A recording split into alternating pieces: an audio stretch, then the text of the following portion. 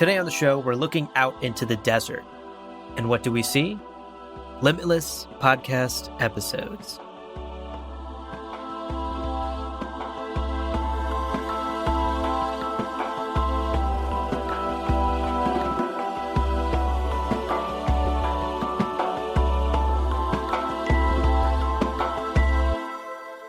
Welcome to Gom Jabbar, your guide to the iconic world of Dune. We'll be exploring the themes, philosophies, and characters found in the sandy depths of this vast universe. From Frank Herbert's groundbreaking novels to the adaptations on film and TV, and today, comic books. My name is Leo. And my name's Abu. And we are back with House Atreides. Yes. The graphic novel comic series that's still happening. It's coming out, folks. And we are on issues 5 and 6. Yeah. So, Leo, you and I, just a refresher for folks who might not remember. Right. Leo, you and I have been reading and diving deep into the ongoing prequel comic book series, Dune, House Atreides. Right. Which is written by Frank Herbert and Kevin J. Anderson. As you stated, we have covered issues 1 through 4 in previous episodes.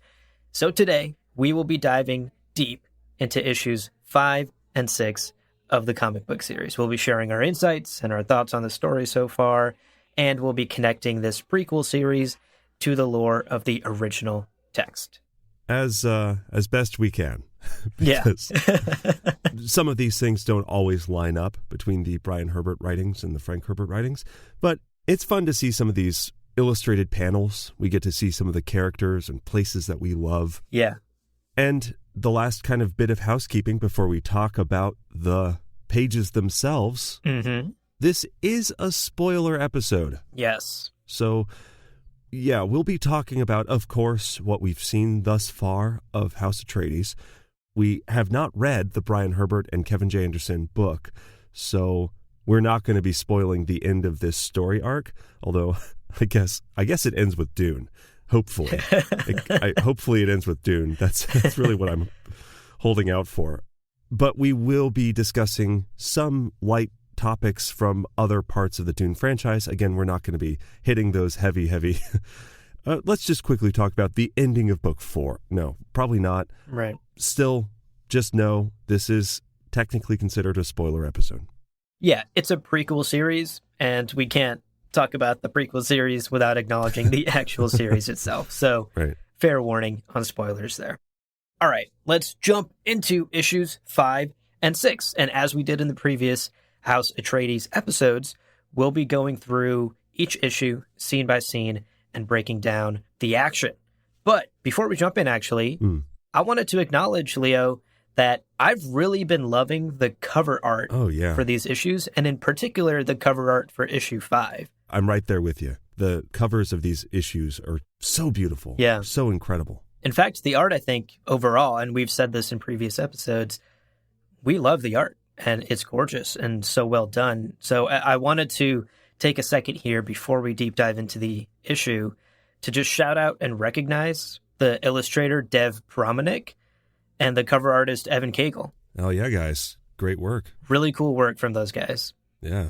Alrighty, so let's get into issue 5 then. The comic opens up on Arrakis in the very first scene in the conference room of Red Wall Sietch, where Nabe Hanar and his council are debating what to do about the pesky Imperial planetologist and disarmingly handsome man. So handsome. Pardo Kynes, who has just arrived. Yeah, and his handsomeness not stopping them from really considering killing him. He did save Stilgar. Yeah. So, it's not unanimous. Generally, there are some people who are kind of like, nah, he seems fine. He's inspiring people. He's a good dude. But they're generally suspicious, right? They're like, we don't trust him. Right. He's super enthusiastic. He was in the siege for all of 5 minutes before he started pitching a planet-altering plan. Yes. So this guy's got balls, sure, but do we trust him? Not really. So let's vote. Let's vote about it. Right. And so they cast the vote, and lo and behold, they decide that Pardo Kynes must be killed. Dun, dun, dun. How dare. Meanwhile, while the vote on his life is taking place, Stilgar's sister Frieth brings a relaxed and totally unaware of his impending doom Kynes some food and spice coffee. My dude is just chilling. Looks great. Looks comfortable. Yeah. Looks like it's a nice room. Yeah, he's looking great. And you know what? I think Frieth notices. Yeah. Because at this point, Kynes sort of asks Frieth to stay and eat with him, hashtag spice coffee and chill. I was speaking from Frieth's perspective. I was like, wow, he looks great. Exactly. What a slice of off-worlder. Am I right? Yeah. Yum. But unfortunately, before they can get down to business with spice coffee and chill, Turok shows up and offers to give Kynes a tour of the siege. And Pardo Kynes, being the geek that he is, instantly forgets all about Frieth, all about his spice coffee and chill action, and decides he wants to get this tour of the siege. Quote, "I'd like to see everything," he says. Frieth blushes. Also, I'm getting the sense that these Kynes, this is Pardo, and later on we meet Liet, they seem to have a tendency to 180 on things pretty quick. Yes. He's like, join me. Yeah. We'll drink coffee and lounge together. What's that? A tour? Sure. Yo! Let's go! Frieth is like, okay, a little offended. Didn't mean to take that personally, but I did. Right. So, okay, here we are. Yeah, poor Frieth. So Kynes goes on this tour with Turok. He learns a bit more about Fremen manufacturing, how they make their own still suits, and he sees some of the machinery in the siege that shows how far these Fremen people will go to preserve water. Right. Obviously, water on Arrakis is life or death. Super important, especially out in the deep desert. And they head to the roof of the siege, or the top of the siege, and Pardo here sets up a weather station on the roof to, measure some stuff, I guess. He's an ecologist. He's setting up ecologist shit on the roof. Guy loves weather. He's like, gotta know what's going on. The Fremen's like, just look in the sky. Like, right. Dude, it's cloudy. It's cloudy. Look. So at this point, Turok turns to Kynes, who is sort of longingly staring out into the desert in this panel. Right. And he asks him, quote, "Imperial man," whose name he clearly forgot at that point. Hey, oh God, I know it. This is embarrassing. Oh, man. These off-world names are so confusing. Imperial man. Good enough. Right.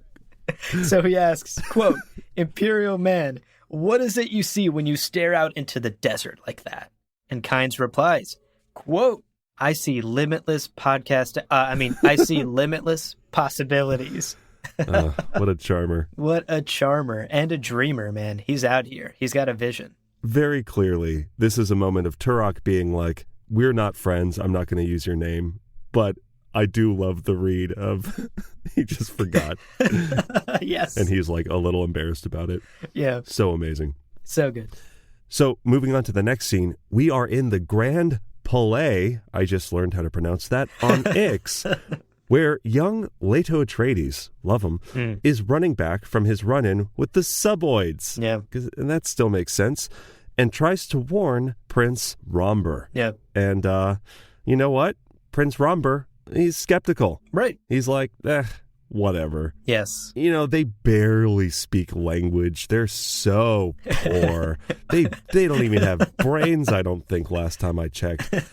So definitely explaining away the lower classes on this planet that he's to rule. Yeah. He does promise at least to say, yeah, okay, I'll tell my dad. Yeah.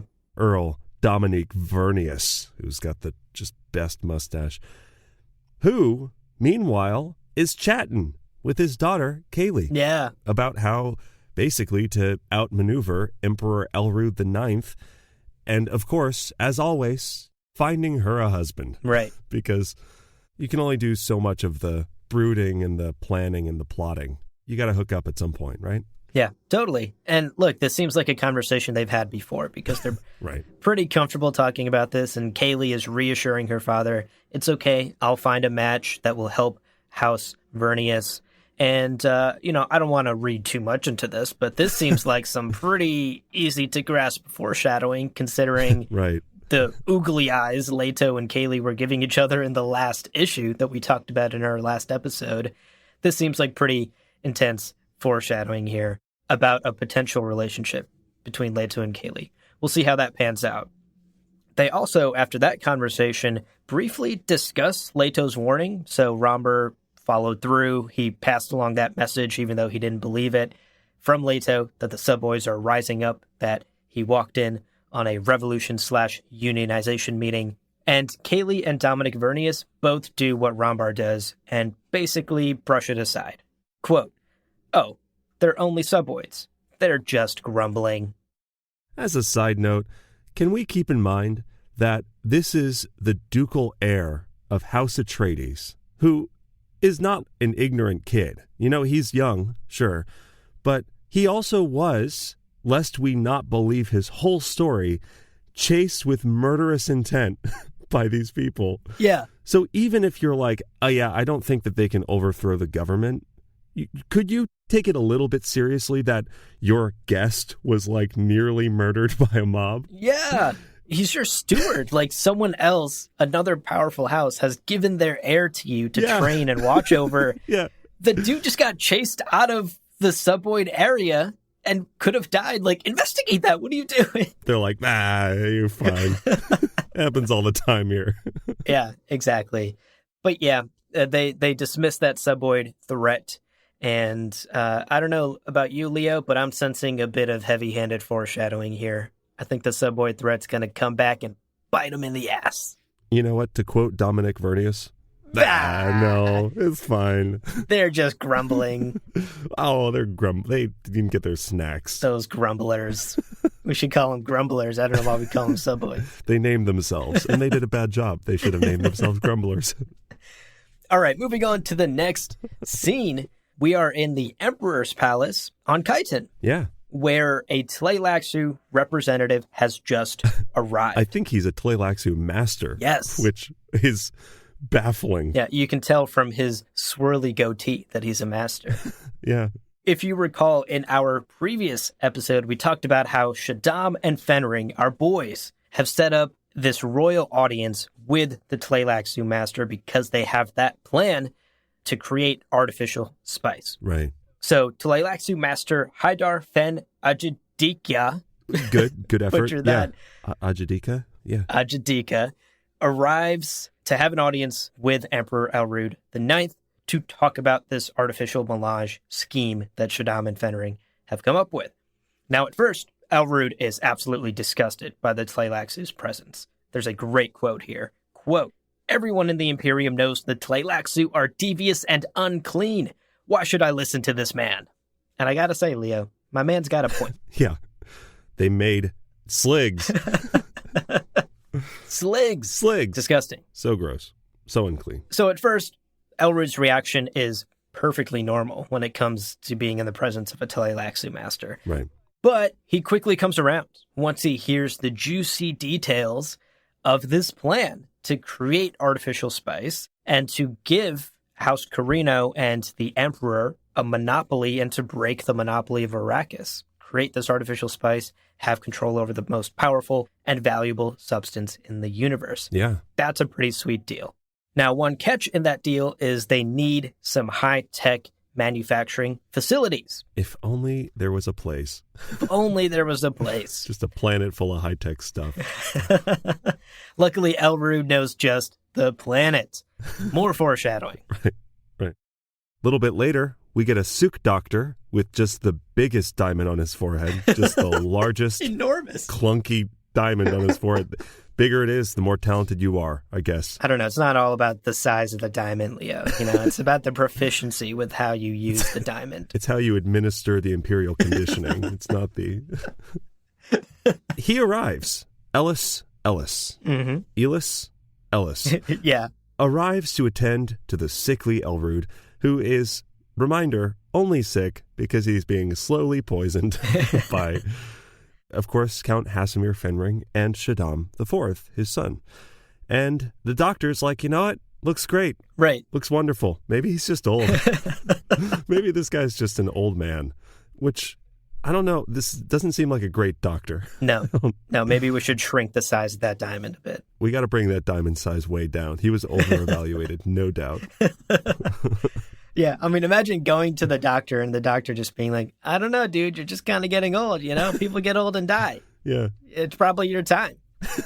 I will say there is a bit of a question here. There's a panel where Shaddam and Ellis, the Suk Doctor Ellis, talk about payment. And I don't know if that's supposed to imply that Shaddam is also paying off the doctor to basically not give any sort of diagnosis or not actually run tests that might catch the poison. I believe that's the implication. There's just a single panel where Shaddam and the doctor are talking. So I'm not sure, but that is probably my headcanon, is that Shaddam and Fenring have also paid off this doctor to continue their scheme to make sure that Elrude dies, and dies quickly.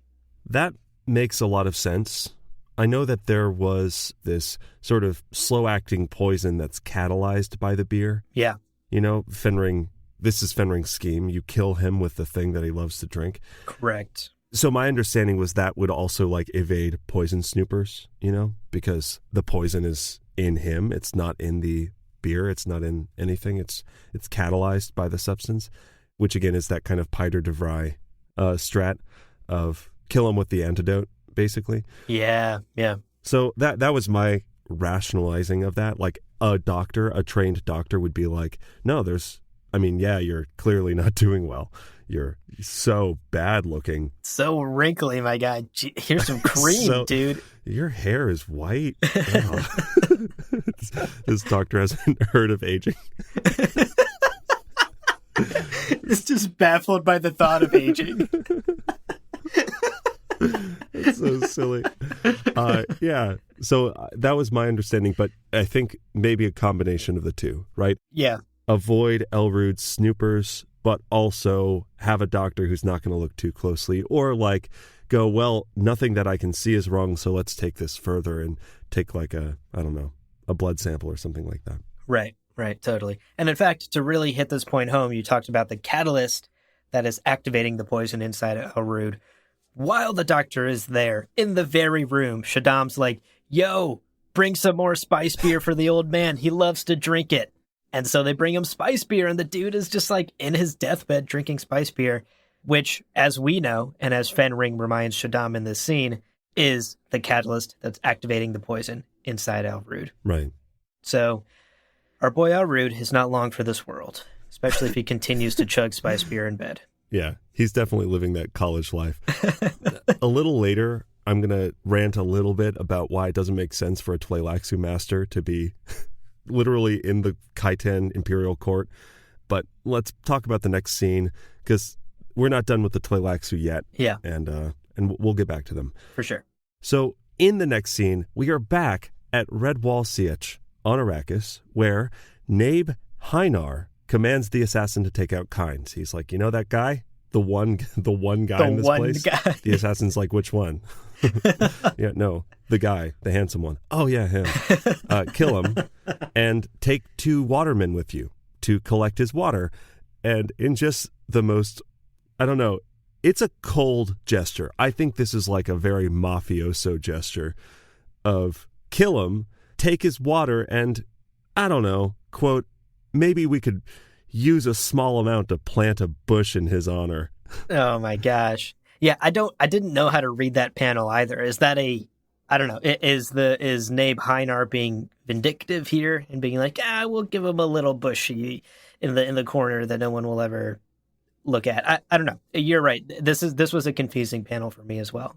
I will say, given the sort of like blocky nature of some of Brian's other writings, thinking about it more, I suspect that this is very much, this man wants to change the whole world. Well, maybe we'll just give him a bush because his dreams are built on nothing. Yeah. And I see it as that very, in some of Brian's books, we have Fremen like flashing Chris knives as an intimidation factor for off-worlders, which it's not really how it works. You're not supposed to do that, right? You're not supposed to do that. Don't show anyone the Chris knife. What are you doing? Yeah. Totally. But, okay, I've seen 1950s like mob movies where they're like, yeah, show them your piece. I get that this is, I think, in that tone. Yeah. But, I don't know. It's maybe up for some interpretation. Yeah, no, I agree. That's a good read on it. But actually, speaking of Kynes wanting to change Arrakis and having this dream, that's exactly what he's doing. Right. In the next couple of panels, we see Kynes visit a young Stilgar who is still recovering from his wound from that battle in the desert a few issues ago. And Kynes is just walking around Red Wall Sietch, talking to young Fremen and sort of yelling to anyone within earshot about his dream to transform Arrakis. Yeah. And he actually has this group of young Fremen sort of following him and grouping around him and listening to what he has to say. And the assassin decides, you know what? This is a good tactical approach. He's played Assassin's Creed. He knows what's up. Right. You get in the group and you sneak in close and you stab the guy. So the assassin approaches, sneaks into this group, and in what is quite possibly the most inexplicable series of panels in this entire issue, Yeah. Kynes sort of sees the assassin and turns to him and yells at the assassin to remove yourself. Yeah. And the assassin is so overwhelmed, apparently, by the force of Kynes' will Hair care routine. and his hair care routine. I mean, you look into the guy's eyes and you're... Remove myself. Exactly. Clearly, the assassin is also overwhelmed by this, and he ends up stabbing himself. And there's actually this quote right before he stabs himself. He thinks, quote, "If I kill him, will I forever be remembered as Uliet, destroyer of dreams?" And then, shink, stabs himself in the chest instead. What? Was going to start a sentence, decided to change that to a question. First of all, to really paint this picture, because I know not all of our listeners are reading along with us on these comics, Pardo is listing types of fruit that he's excited to bring to Arrakis. He's like, melons, I don't know, berries. Oh, it's going to be great. So many things. And then he just turns and goes, remove yourself. And I guess he just has the voice. I thought he was using the voice here for a second, yeah. For a second, but no. Again, that would break all precedent of no man ever having Bene Gesserit training. Wild. And we get that little bit of like internal justification from this. Also, Pardo just goes back to listing fruit, basically. He's like, get out of here, knife man. Anyway, going back to the fruit I was listing. And then when the guy dies, he's like, what happened? Right. He's so caught off guard. Yeah. And the other Fremen are like, that was completely unexplainable.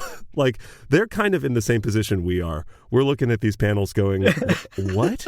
What just happened? Yeah. Being the sort of traditional, they've got their religion. Superstitions. They've got their superstitions, exactly.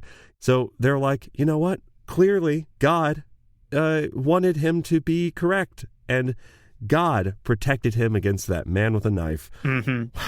Wow. What a great hair care routine. I mean, what a prophet this man is. Exactly. I don't know. This was definitely a pivot for me in reading this issue. Yeah, this scene was a turning point for sure. Yeah. Where I was just like, what just happened? I don't know if this is a fault of the writing or the panels. Like, it almost felt like we were missing a few panels here. Yeah. Like, more needed to happen in between to explain what the fuck just happened when he turned and said, remove yourself. But at the end of the day, the assassin stabs himself instead, and the Fremen are reinforced in their belief that Kynes knows what he's talking about and that his dream is the correct future for Arrakis because God wills it. Right.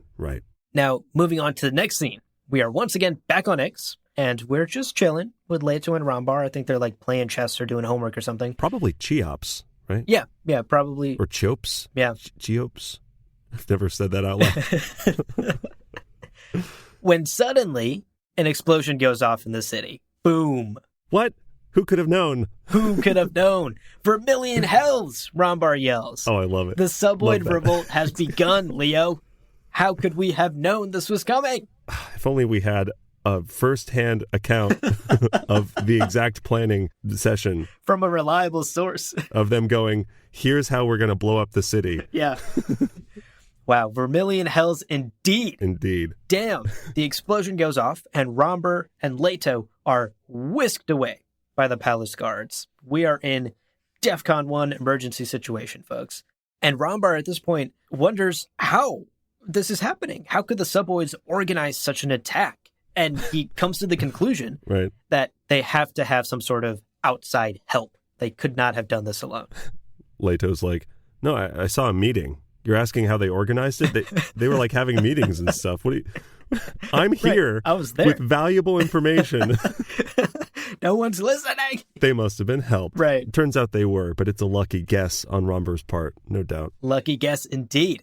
Meanwhile, the suboids are simply rampaging through the city. And while they're doing so, they are screaming jihad? Yeah. They're just yelling, jihad, jihad. And Romber hears this and wonders why the hell they're screaming that. And honestly, Romber, my guy, I'm also wondering why they're just screaming jihad.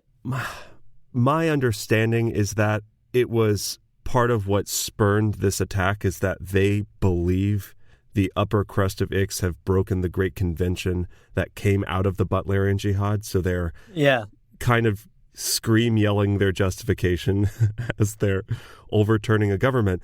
But I don't know. It reads in the panel like, this is what we're doing. We're doing a jihad, which is not defensible. That's not a running through the streets, murdering otherwise innocent people going, jihad, jihad. Yeah. It's a lot. This is kind of a weird moment. It's a lot. Yeah. It also doesn't track for me because we talked in our Orange Catholic Bible episode when we covered religion in the Dune universe.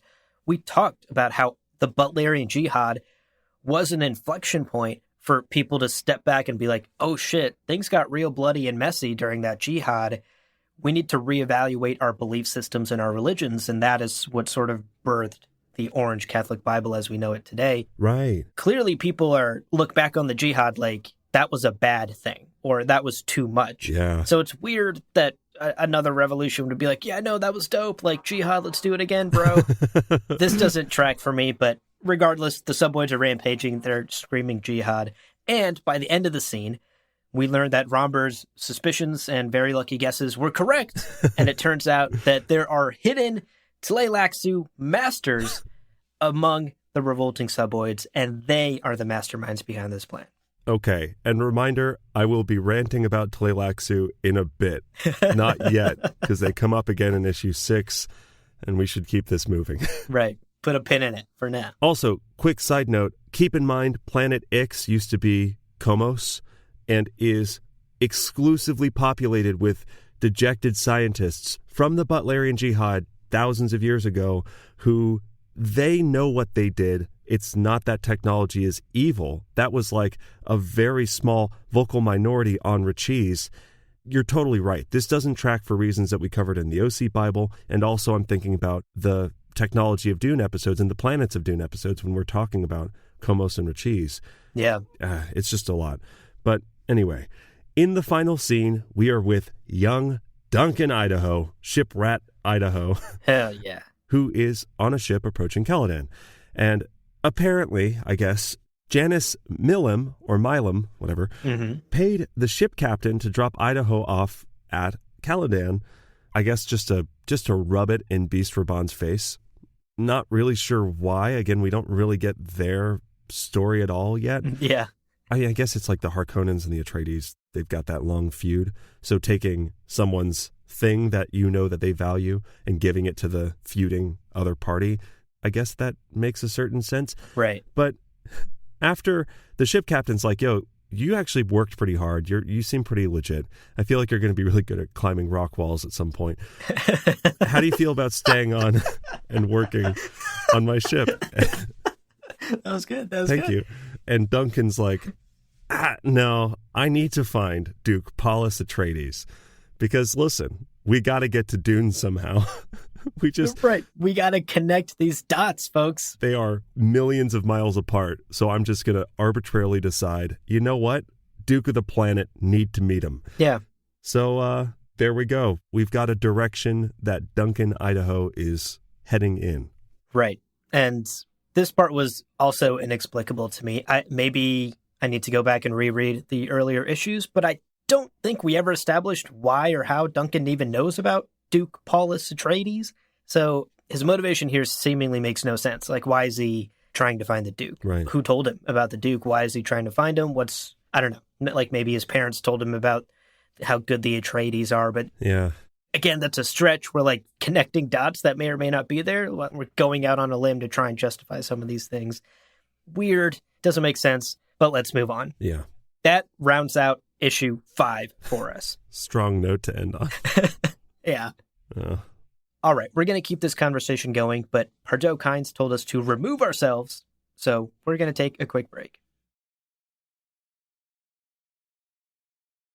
Alrighty, moving on to issue 6. Yes. The opening scene of this issue, we are back on Ix, caught in the middle of this suboid revolution that we now know is led by Tleilaxu master insurgents. Yes. At this point, 2 days have passed. The suboids are still rampaging and still yelling, "Jihad, jihad." Their throats are not sore yet. Somebody get them a glass of water. A lozenge. Yeah. Spice melange lozenge. Yeah. Oh, sounds great, actually.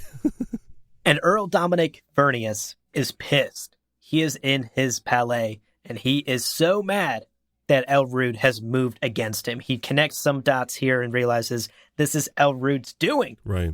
And he's talking to his wife about it, and his wife, Shando, offers to travel to Khitan and to plead with her former lover. A reminder that Shando used to be Emperor Elrude's concubine before our boy Earl Dominic Vernius swooped in and took her. Right. But the Earl doesn't like that plan, and he won't allow it. Now, there is an ambassador to Ix whose name is Kamar Pilru. Yes. We see him on Khitan begging Elrude to basically send Imperial support to help quell this uprising, this terrible thing that's going on in Ix. And Elrude's like, no. Bye. And then goes to his bed chambers where he... Give me more spice beer. Bring me more spice beer. I want to drink in bed some more. Again, I'm a sophomore in college and I know how the world works. And he tells Shaddam, as he removes himself to his chambers, he tells his son, you know what, carry out our devious plan on Ix. You know what, go for it. Mm-hmm. I think it's going to go great. You've got this, son. You know what's going on. And son's like, yeah, I do. So Shaddam's going to take care of it, I guess. Right. But just in case, because the Emperor doesn't want to get his ass sued, he calls in some mentats to look through the Great Convention, which again is sort of the galactic constitution of this empire. He has the mentats look through scrolls on which the Great Convention is written to make sure that Elrude has a legal argument for the actions that they've taken against Ix. Because at this point, we as the reader clearly understand that the Tleilaxu are leading this suboid revolt in cahoots with the Emperor because they need the technology on Ix to make their artificial melange. Turns out, after the mentats looked through many of these scrolls, inexplicable scrolls on which the Constitution is written, they do have a legal argument, and they're safe legally. They can't be sued. Yeah. I mean, why? Why scrolls? Why scrolls? Putting the Great Convention on scrolls.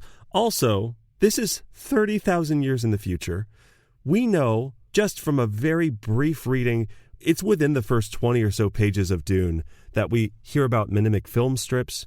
We hear about Shiga wire recordings. We hear about Redulian crystals. Even like the distrans thing, which is like you're talking into a container. Yeah. There are so many things. And also, as a huge fan of Dune, things that I wish I knew what they looked like. Right. Things that I wish. I fucking know what scrolls look like. Why? Why paper? It makes no sense. The Bene Gesserit have their breeding program on paper. It makes no sense. Also, reminder that one of the first training things that a mentat goes through is information storing, data storing. Yeah. Their job is cataloging vast amounts of data, more than you can imagine. You'd think that these mentats would have read the Great Convention at some point. Right. They probably memorized this when they were children. The fact that they have to go through it to, oh, we better have our lawyers check on this. No, these are mentats. They're human computers. You go, hey, mentat, is there a legal defense against what we're doing on Ix? And the mentat would go, yes, done. Right. We don't need to look through paper scrolls. Get out of here. What is this? Right. Hey, mentat, Tell me a joke. Let me look one up on this paper book. I don't know any.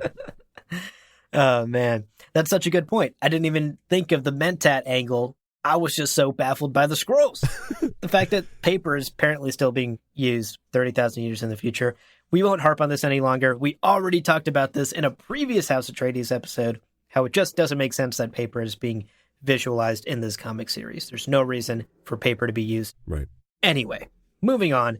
Later, Ambassador Pilru continues to beg Elrond. They're sort of back in the Emperor's audience chamber, and Ambassador Pilru is once again begging Elrond for support. Help us. Save Ix. We're under attack. Right. But the Emperor and the Tleilaxu Master stall. Again, obviously, they're in cahoots here. And this forces the ambassador to leave and try and appease the Landsraad instead. And that's where the scene ends. I mean, the Tleilaxu does have kind of a nice moment here where he goes, we have evidence of them creating artificial intelligence. And Pilru is like, no, you don't, because we weren't. And he goes, no, we'll get it for you. Right. We'll bring evidence of you creating artificial intelligence. And Elrod's like, how long is that going to take? 4 days. So it's a play. I mean, really, a lot of this is like bureaucracy, and it's very performative. Right. It's very, we know how these systems work, and the systems are broken, and this is what can happen in a broken system. Yeah, frankly, it's a smart play on their part. Yeah. So well done, Tleilaxu Master. Indeed. So in the following scene, we are back on Ix. Yeah. And the Earl Dominic Vernius, realizes that hope is lost, that House Vernius needs to escape into exile. That is the only way they will survive this insurrection. For some inexplicable reason, though, the Earl and Shando can't go into exile together. Yeah. And Dominic Vernius makes this clear. He says, quote, Lady Shando and I must separate for our own safety. As a renegade house, all our family members and supporters will be hunted by glory seekers. End quote. That seemingly explains it, but it doesn't. I'm still wondering why. Yeah, like it doesn't really. Like, why do they have to separate then? Like, aren't they in less danger together? Or wouldn't you want to at least stay with your wife? Like, why do you have to separate? Or, okay, let's say you get found. Don't you want to spend the rest of your time with your wife and love? Yeah. Or you get murdered and she's out there alone as a widow. Like, yeah. I don't know. This was very like plot reasons for plot reasons. I don't know. Yeah, totally. I had that thought as well. Like, okay, maybe they're separating. So if one person gets murdered, House Vernius can continue. But if Dominic gets killed out there and only Shando is alive, can the line continue through the female? We don't know how the sort of legality of this feudal system works. Is Shando considered part of House Vernius, a leader in House Vernius? I don't know. And also they're going renegade. So what legacy are you even protecting? You're abandoning effectively the Imperium. So much of this just doesn't really make sense, and it's just kind of strong-armed in. Yeah. I kind of read it cynically as it needs to be sad and dramatic, and these panels need to have emotional weight. Totally. So let's give artificial stakes. No, we can't. Why? Because it's more sad this way. Right. We can't, my love. That's really how it felt. And again, if there is an explanation, it just wasn't written on the page, and I wish it was, because I would have loved to have come out of this feeling something emotionally other than confusion and a mild bafflement. Of, yes. Why? Why, mustache? Must you abandon your beautiful Shando? Right. I feel the same way. Look, there's also another possibility, and this is maybe reading too much into it, but you and I have established that Earl Dominic Vernius is a snack. All right? So... Oh, I see where you're going. Yeah. What if, and this is maybe my own headcanon, he's got another girl on another planet that he plans to escape to, and he just needs to get rid of Shando. You dog, Dominic. Or he's just going to Gamont. You know, if you're going to go into exile. He's like, listen, we have to split up for our safety. You go to Poratrin or something. Where are you going to go? Could be anywhere. Go straight to Gamont. Yeah, I like to believe that that's what's truly happening here. But I think your assessment is actually correct, that we needed to instill some sort of artificial intensity and emotion into this scene. So they got to split up. Either way, they collect Kaylee and they meet up with Rombar and Leto in the sort of secret shielding hiding place that they have agreed is the rendezvous point. Right. And the plan here, as the Earl and Shando tell the kids, is for the kids to escape on an ore ship to the planet Caladan, to basically go back with young Leto Atreides to his home planet. Right. And for the Earl and for Shando to escape into hiding. And they have to immediately execute this plan because the hiding place comes under attack while they're talking. Yeah. And the kids have to rush to the ore ship, which they just barely do. Rombar, I had a hard time reading these panels. I didn't know exactly what happened here. I thought he got shot, but then he was fine and just had a head wound. But Rombar hits his head on something at some point and has to be carried into the ore ship. But the kids manage to blast off, and Earl and Shando manage to escape the attack. And the ore ship in which the kids are riding manages to get to the highliner that will take them to Caladan. Really interesting. Yeah, I was right there with you. I was like, is Rombar dead? But then there's a panel where it looks like some dude fucking gets shot in the chest. And I was like, yeah. Rombar, holy shit. Oh my God, what a development. But then, nah, he's smiling, giving a thumbs up in the background of a panel a little later with like bandages on his head. So guess he's alive, and he does arrive on Caladan a little later. So yeah. Okay. Into the next scene, we get a fascinating look into Wallach 9 goings on. Right. We are in a Bene Gesserit birthing room where Reverend Mother Gaius Helen Mohiam is giving birth to a daughter. We would assume Jessica. Yeah. But actually, I don't know anymore. Yeah. Basically, she gives birth. The child is, I guess, weak and sickly. Looked fine. Looked like a baby. Yeah, real cute baby. It's a cute baby. And all the ladies are like, ugh, this is a terrible baby. God, this baby sucks. We should take blood tests to see if it is a terrible baby. And sure enough, they were like, this is a weak baby. This baby's power level is too low. No way a baby with this low of a power level could be the grandmother of the Kwisatz Haderach. Right. That impossible. So they're like, you know what, Mohiam, first of all, congratulations. You've given birth to a terrible baby. Got to do it again. Yikes. Go have sex with Baron Vladimir Harkonnen again. Right. And as we've established, the procreation process with women disgusts him. Disgusts him. She also says the sentence, I'm all used up. Ugh. She's like, I've bared, I think she says a few or several children for the Bene Gesserit. And then I'm all used up, which, excuse me, is that really taking into consideration the Bene Gesserit metabolic control and right. the fact that for some Bene Gesserit sisters, their entire job is giving children. Right. And my understanding of, especially from like Heretics and Chapter House, you might give birth to many children, as many as you really need to, because you control every nerve in your body. Yeah. Prana Bindu, baby. Prana Bindu, baby. Also, Jessica knows that she's pregnant like 4 weeks into her pregnancy with her Prana Bindu training. Yeah. That's Dune 1, right? Right. Mohiam didn't know that her kid was, I guess, a weak, awful child. I don't know. Yeah. So many elements of this also read as like unnecessary drama. This idea of, sorry, you got to go back. Got to sleep with Vlad again. She's like, but it disgusts him. Sweaty Vlad. Yeah. Sweaty with his dirty room that he refuses to clean up. Right. It's a lot. Awful. What an awful lay. Poor Mohiam. It's a bad one night stand. So we move on to the next scene. Back on Ix. Once again, folks, we are on a ravaged Ix as the Tleilaxu are taking control of the planet, and more importantly, its research facilities. Right. And at this point, we're introduced to a new character halfway through this series. Sitar Pilru, you might recognize. He is the son of the ambassador we met earlier. And he narrates basically for us the horrors of this transition of power as the Tleilaxu settle in and take over control of Ix.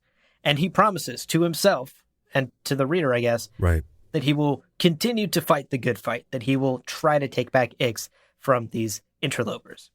Among the Tleilaxu and the Suboids, though, he sees Imperial Sardaukar. What? And he realizes, ding, ding, ding, the sort of light bulb goes off in his head.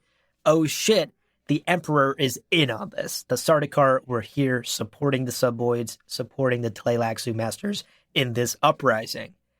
Why the Sardaukar are in uniform and not disguised, we'll never know, Leo. It's really baffling, and I think I have to take just a moment now to say Tleilaxu masters would not be here. No! They wouldn't be here. Face dancers would be here. Face dancers would be here. Tleilaxu masters would be back on Tleilax, commanding everything from the shadows. We get very few examples of actual Tleilaxu masters leaving Tleilax, and it's always for something very important. It's not, we're going to watch the battle. There are not many of them. Yeah. So, I don't even know where to start with my frustrations. Bene Gesserit can tell face dancers apart from non-face dancers by a pheromonal sensitivity. Yeah. They can do that. So the idea of suggesting that at this stage in Dune history, the Tleilaxu have thus far infiltrated this much of the galaxy is baffling and definitely sets up some later revelations from characters to make no sense at all in the original 6 books. It's just the timeline doesn't work. And I know this is a prequel. Ix is going to get back to the Ixians. It has to. Yeah. So, sure, but there's no fucking way that wouldn't get mentioned. Yeah. At any point. Oh, yeah, remember when Ix was taken over by Tleilax? That was a fucking wild trip. Right. That's kind of an important part of your history, my guy. This is baffling. I don't understand it. Yeah, it's weird. This whole Ix thing, clearly you and I are not fans. Anyway. But let's round out this issue. Yeah. We only have a few more scenes to go. In the next scene, we have arrived on Caladan. Yeah. The children in the Orship, the refugees from Ix, Leto, Kaylee, and Rambar, have arrived on Caladan. Yeah. And Leto's mom and dad are at the landing pad, ready to greet them. It's real cute. Good hosts. Yeah. Until it becomes not cute. When Leto's mom, who's clearly been watching way too much intergalactic Fox News and has fully bought in to the Imperial propaganda that Ix had this coming, that Ix was making artificial intelligence and deserved to be toppled. Right. She remarks that she's not comfortable harboring Ixian refugees, especially from House Vernius, who are now a renegade house. And she is not so comfortable with the idea of having Ixians on her planet, under her roof, especially because they have, as Fox News told her, broken the laws of the Great Convention. Right. Thankfully, Duke Paulus, my guy, my dude, doesn't agree with her. Yeah. And warmly welcomes the children to Caladan and welcomes Rambar and Kaylee and invites them into his home. And it's very sweet. He watches the other news channels. Clearly a divided household when it comes to news sources. More reliable news channels. In the next scene, we are on Arrakis. Ever heard of it? And we see Janice Millam. Remember her? Remember her? Barely. Kind of not really. Thrown out of an ornithopter into the sand as they get clear worm sign. Okay. And she's like, okay, I'm going to lay still. I'm not going to move at all. It's not going to be able to sense me if I'm totally, utterly still. Yeah. And then hovering nearby, Beast Raban, standing on you know how ships have that little flap that comes down to let cargo out, the cargo door, I guess. He's standing on the cargo door drinking, I don't know, wine or something. Right. Spice liquor, I don't know, something. And just tosses it and it lands kind of at her feet. And then the worm just explodes upward and kills her, I guess. I think. Because again, I get the intention. You know, this is the flicking the cigarette into the pool of gasoline that, again, the mobster would do. Totally. But she seemed pretty close to the ship. I don't know. Yeah. Either the ship would have been hit by the worm or she's not in the worm's mouth. She's in front of the worm, but then it's a weird, I don't know. Oh, there's a big worm behind you. I don't know. It was a confusing couple of panels. Exactly. There's this sense of missing panels once again. Right. This scene is almost moving too fast for us to connect the dots of what's happening in between. And that's so important. Like, as a comic book reader, I understand how important getting the panels right is. You have to be painting this picture in the reader's mind. And you obviously don't draw panels for every single action that takes place. That's called stop motion. Totally different. But you create enough panels to where the reader can connect the dots of what just happened between each panel. And I felt like that was missing here once again, just like the Pardo-Kynes assassination scene earlier. I just feel like we could have used another 2 or 3 panels here to sort of show us the action.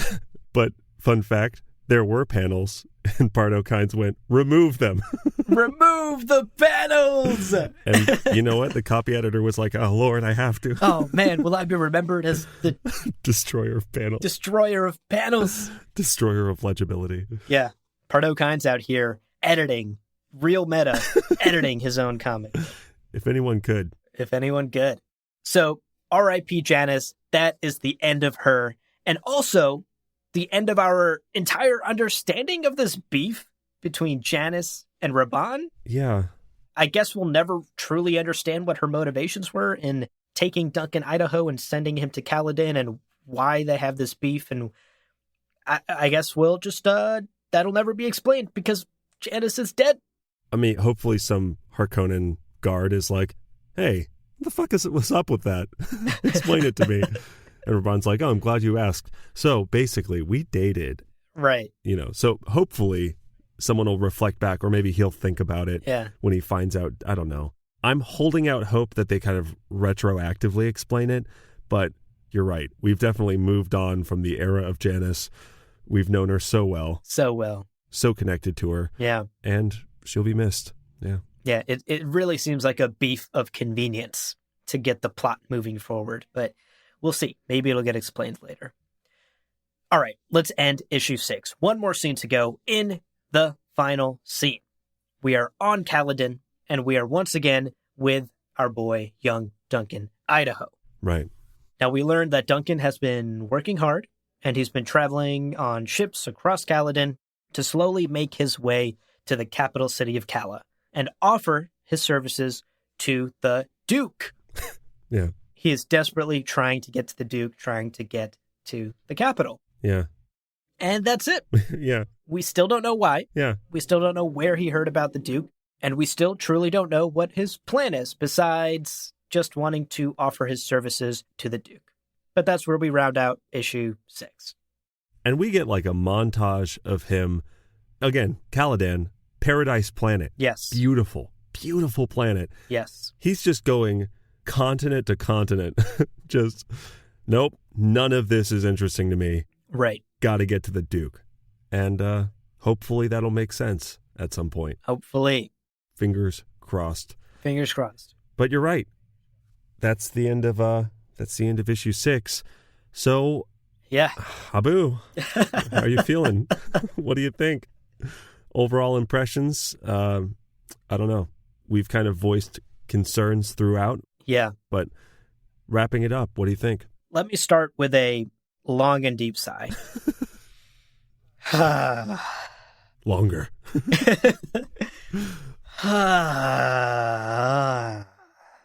Okay, that's good. We'll take that.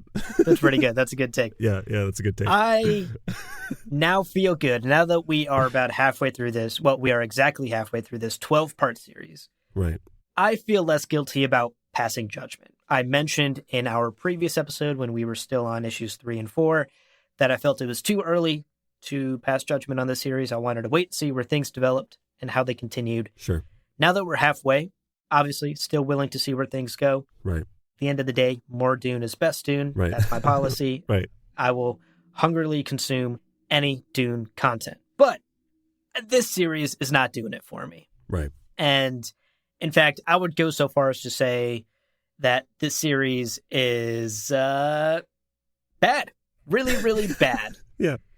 In almost every way. Yeah. I mean, we mentioned how much we love the visuals, and that's probably the only redeeming factor I can think of for Dune House Atreides. The art is wonderful. The character designs are wonderful. It's really a treat to see some of these things be visualized and come to life, except for the scrolls. Still going to knock them on that. Right. But everything else is just so bad. I mean, the characters are so hollow and one-dimensional.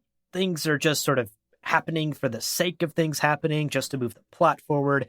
We talked about Janice. We talked about Duncan just inexplicably looking for the Duke. Right. There are just motivations that simply don't make sense. Suboids yelling jihad, jihad, Tleilaxu masters being in the middle of a war zone, which they never would be. They would send the lowly face dancer workers and soldiers. Yeah. The writing is just sort of cringy and horrible in many places. And the pacing is just like all over the place. I mean, we just get this random scene of Janice dying before we get a random scene of Duncan doing hard labor before we get a random scene of Suboids attacking. It's just, the pacing is so whiplashy and all over the place. And I guess what I'm saying, I'll wrap up my rant by saying I'm not a huge fan of this series. It would be hard for me to recommend it, even to another Dune fan. Right. But I have enjoyed the visuals, and, you know, we've committed to reading the series and covering it on the podcast, and we likely will. And again, at the end of the day, as harsh as I'm being, it comes from a place of love. Right. It's because I love Frank's original work so much. It's because I love the universe of Dune. Right. And it's just a little frustrating to see so many balls dropped in so many aspects in a story about a world that I know is incredible and can be incredible if handled correctly. I just don't think it's being handled correctly here. So you'd give it like a 9 out of 10? Based on all that feedback? IGN gives that a 12 out of 10. Yeah, exactly. Yeah. We're there's a curve on the grade here. Right. So it ends up being a 9 out of 10 with an extreme curve. Yeah. What about you? I'd love to hear your thoughts on this series as well, particularly the issues we covered today, but the series as a whole that we've covered so far. I mean, we're of the same mind. Generally, the art has been great. These 2 issues definitely had more instances of I am confused about what is happening based on the art, based on missing panels, it seemed like, or based on, again, just layout. You know, there were moments where I wasn't really able to track the action from one panel to the next, and I had to stop and think about it, which is not a good experience when you're reading a comic book. Yeah. To be like, let me figure out how comics are supposed to work. No, you want to get lost in the world. And same thing, I love Dune so much, as our listeners probably get by now. And there are so many things to show and to celebrate and to explore. Incredibly deep, wonderfully written characters, poetic moments, so many wonderful things to put to the page and to commit to ink. Yeah. And it seems a real shame that what we're getting is this. Yeah. Again, we are midway. We are midway through this series. It is possible it's going to have an incredible ending. Now, from what I've read of Brian's books, I'm not optimistic for that turnout. Right. But also, even if it was a spectacular ending, even if against all hope it was an incredible ending, I don't know that I want to recommend a comic series that you have to get through 6 issues before it starts getting good. And that's a tough look. Yeah. Obviously, you know, I have my specific lore complaints, but yeah, at the end of the day, it has become as much a chore as anything, which sucks. I mean, again, I'm here for the art. The art is glorious. As you pointed out, the illustrators, let me get their names again. Dev Promanik and Evan Kagel are killing it. I mean, I guess they killed it. Did they do all of the covers or just these 2? I think all of them. I looked back, and at least issues 3 and 4 was also Kagel. Basically, everything I've seen of Dev and Evan's work, beautiful, beautiful, beautiful stuff. Right. And I am excited to continue seeing more of this world that I love. But when it comes to like what's happening in the world, I'm like, we got to somehow give Ix back to the Ixians. I guess Moheim is going to sleep with Baron Harkonnen again, or not. Or she won't, and the sickly baby is Jessica because she's going to rally and her power level is going to spike or something. Yeah. I don't... Very Goku. So many... Again, we're halfway through to be introducing these huge shifts, meeting the son of Pilru, right? Meeting the ambassador's son. Yeah. In issue 6, I'm like, is this guy going to be dead in 4 panels or is he going to be the main character in the next book? Right. I don't know. Right. Expectations are not easy to form, and it's not a great feeling. Yeah, that's such a great point about not being able to recommend something where you have to get through half of it first before it gets good. Yeah. It's like when people recommend One Piece to me and they're like, don't worry, it gets good at episode 124. Right. And I'm like, what? No, thanks. I'll just not watch One Piece, my guy. I know, and it's like a masterpiece, and I get that it's the greatest anime, whatever, but you can't be like, it's 900 episodes, gets good at episode 314. Then I'm not watching. I'm sorry. Right. I'm sorry. I'm a mortal being with only so many hours on this planet. I can't. Right. Luffy can go find his fucking pirate treasure without me. You know, sometimes I just feel like a sickly babe, and we got a room of judgmental ladies going, he's not good enough. So I just can't. That's why I don't watch One Piece. TLDR, that's why we don't watch One Piece. Oh my god.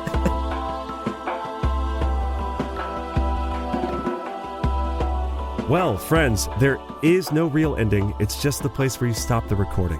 But this podcast is always one step beyond logic, so help spread the word of Muad'Dib and leave a review on Apple Podcasts. And be sure to check out the other shows on the Lord Party Podcast Network on lordparty.com. You can also follow us on Twitter and Instagram at lore_party. Thank you so much for listening, and remember, he who controls the podcast controls the universe. We'll see you on the golden path.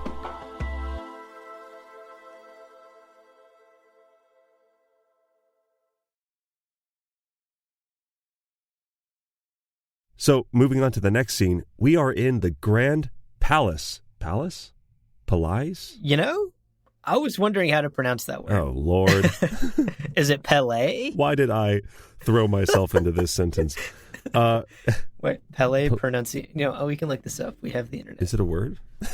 Pele. Palais. Okay. The French. Yeah. Some fancy way of saying palace. Yeah. Parlez-vous français? Okay. In the next scene, we are in the Grand Palais, I just learned how to pronounce that, on Ix, where, on Ix, they're so fancy. They love the French words.